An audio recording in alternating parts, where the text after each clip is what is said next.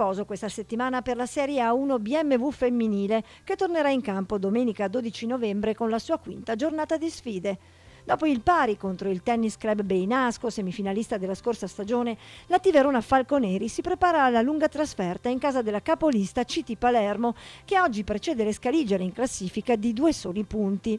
Una sfida dunque, quella in programma sulla terra siciliana, che si preannuncia decisiva per assegnare i 2 pass che garantiranno l'accesso alle semifinali scudetto. Gli obiettivi sono importanti, ovviamente la prima cosa è l'obiettivo salvezza, però non nascondiamo anche delle ambizioni, grazie a tutte le nostre giocatrici indistintamente, al momento magico di Angelica Moratelli che ha vinto l'ATP 100 di Siviglia.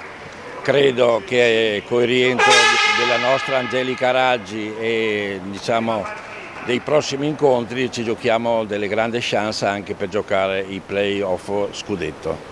La Freccia all'Arco di Verona dunque ha un solo nome, Angelica. Moratelli certo, vincitrice anche nell'ultima giornata del suo singolare e del doppio, ma anche Angelica Raggi, tornata da poco in campo dopo un lungo periodo di stop. Vengo da 6 mesi di infortunio, quindi di stop, e sto riprendendo proprio adesso con la Serie A, quindi sono molto motivata e contenta.